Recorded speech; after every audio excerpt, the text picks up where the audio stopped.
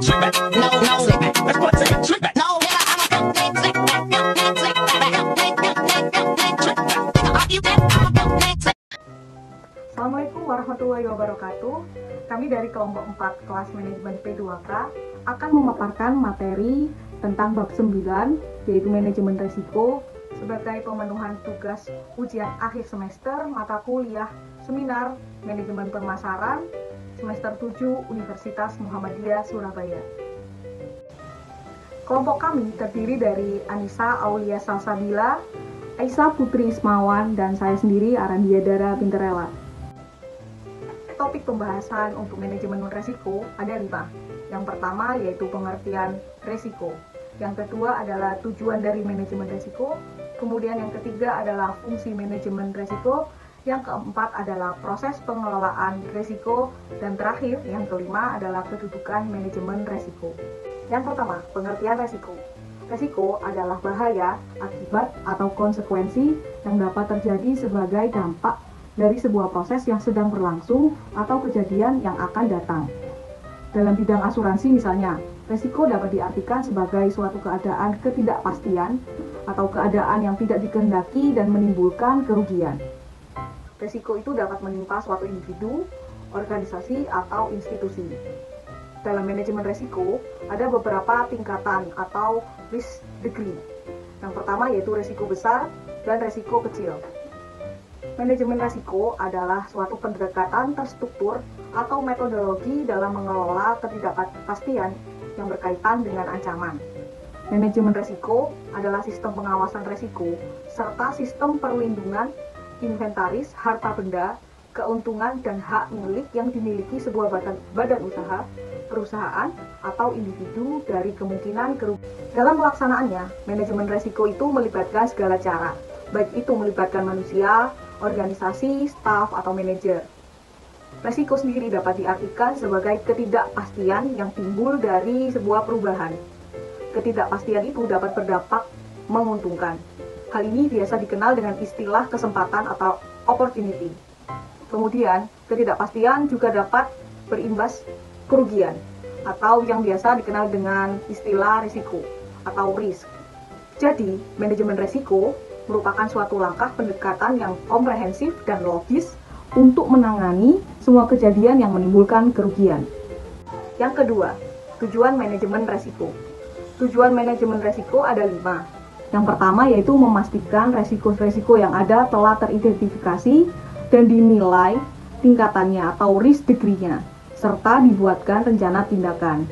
Yang kedua, tujuannya adalah memastikan rencana tindakan tersebut dilaksanakan secara efektif, sehingga dapat meminimalisasi dampak dan kemungkinan terjadinya resiko atau ketidakpastian itu. Yang ketiga adalah meningkatkan efektivitas dan efisiensi manajemen. Karena semua resiko yang merugikan dan dapat menghambat proses perusahaan telah diidentifikasi dan diantisipasi dengan baik, jadi jika ada gangguan, perusahaan akan siap untuk menangani gangguan tersebut dengan baik dan optimal. Kemudian tujuan selanjutnya yaitu membantu pengambilan keputusan dengan menyediakan informasi mengenai resiko-resiko strategis maupun fungsi bisnis dan resiko dalam kegiatan proses. Fungsi atau tujuan manajemen risiko yang kelima yaitu sebagai jaminan atas pencapaian sasaran. Manajemen risiko dapat menjamin pelaksanaan dan pemenuhan sasaran dengan efektif dan efisien, termasuk risiko kepatuhan pemenuhan regulasi terkait dan hukuman yang berlaku.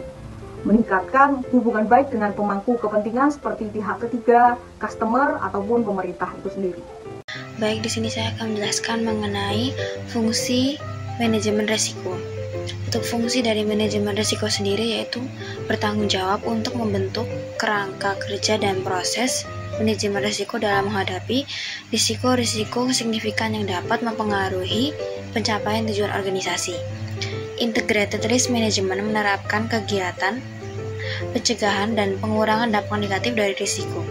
Seiring berjalannya waktu, manajemen risiko yang tadinya berperan untuk melindungi kegagalan organisasi berubah menjadi komponen kompetitif advantage bagi organisasi. Selain menciptakan kerangka kerja dan proses manajemen risiko dalam menghadapi risiko, fungsi manajemen risiko juga meningkatkan kapabilitas organisasi dalam mengejar peluang. Fungsi ini juga meningkatkan kemampuan pengambilan keputusan strategis organisasi melalui penyediaan informasi yang relevan dan komprehensif. Oke teman-teman, yang selanjutnya yaitu tentang proses pengelolaan risiko dalam pemasaran yang melibatkan beberapa langkah, yaitu ada 6 langkah. Yang pertama, identifikasi risiko pemasaran. Identifikasi risiko pemasaran ini yaitu mengidentifikasi potensi risiko yang dapat mempengaruhi upaya pemasaran seperti perubahan tren pasar, persaingan intens, atau respon konsumen yang tidak terduga. Kemudian yang kedua yaitu penilaian risiko, mengevaluasi dampak dan probabilitas terjadinya risiko pemasaran untuk menentukan tingkat urgensi dan relevansinya. Yang ketiga yaitu perencanaan mitigasi, merancang rencana tindakan untuk mengurangi dampak negatif atau kemungkinan terjadinya risiko, seperti mengadaptasi strategi pemasaran atau mengoptimalkan alokasi sumber daya. Yang keempat yaitu implementasi tindakan pengelolaan risiko, yaitu menjalankan rencana tindakan yang telah dirancang untuk mengurangi risiko, memastikan keterlibatan tim pemasaran dalam pemangku kepentingan terkait. Kemudian yang kelima yaitu monitoring dan pengendalian risiko, memantau secara terus-menerus perkembangan risiko pemasaran dan mengambil langkah-langkah pengendalian jika ada perubahan kondisi atau perubahan dalam lingkungan pemasaran. Yang keenam yaitu manajemen krisis, yaitu menyiapkan rencana respon krisis pemasaran untuk mengatasi situasi darurat atau perubahan tak terduga dalam pasar. Kemudian selanjutnya yaitu komunikasi risiko, berkomunikasi secara efektif tentang risiko pemasaran kepada tim pemasaran dan pemangku kepentingan lainnya, memastikan pemahaman bersama.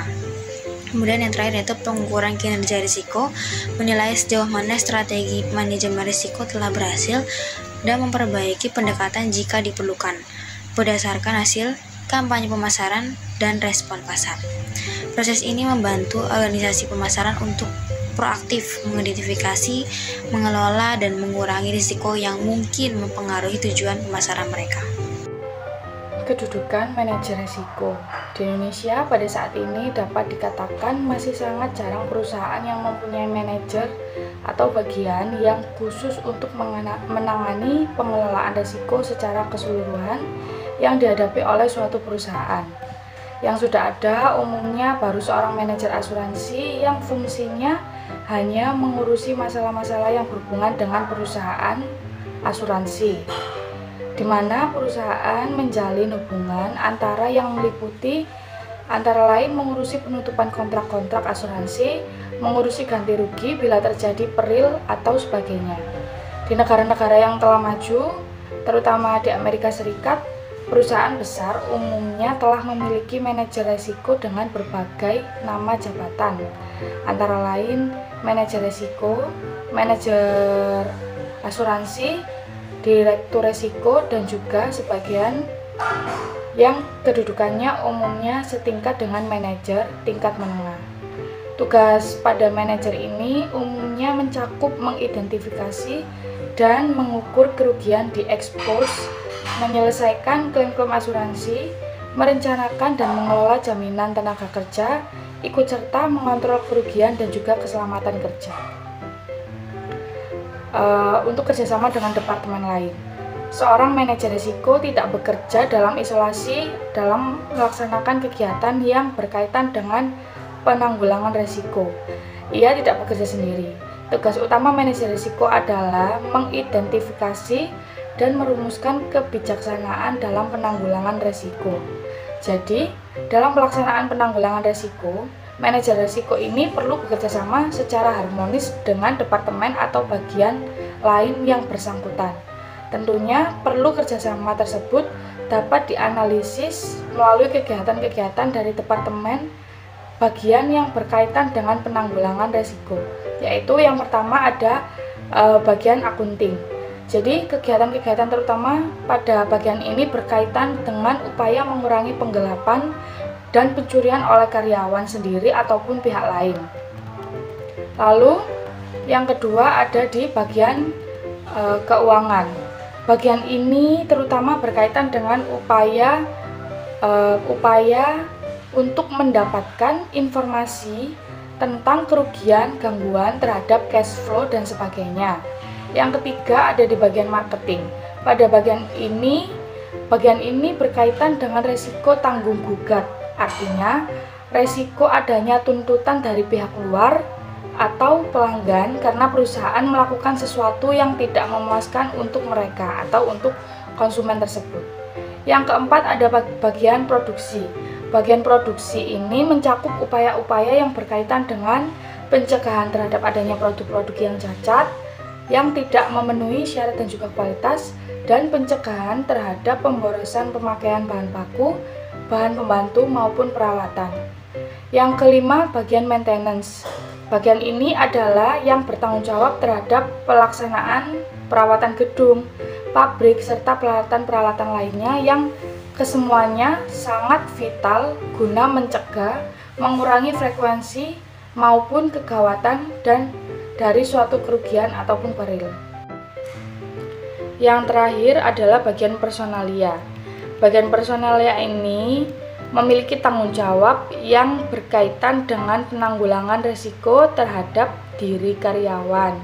Misalnya program keselamatan, program kesehatan kerja, instalasi dan administrasi, program-program kesejahteraan karyawan guna mencegah pemogokan dan juga kebosanan terhadap karyawan. Dalam pelaksanaan kegiatan-kegiatan yang saya jelaskan barusan, sangat diperlukan adanya komunikasi dua arah antara manajer risiko dengan manajer-manajer bagian yang bersangkutan. Jadi diperlukan adanya kerjasama yang aktif di antara mereka sehingga dapat dikatakan bahwa tanpa kerjasama yang aktif dari departemen lain program manajemen risiko akan gagal atau tidak akan berhasil. Sekian penyampaian materi dari kelompok kami tentang manajemen risiko.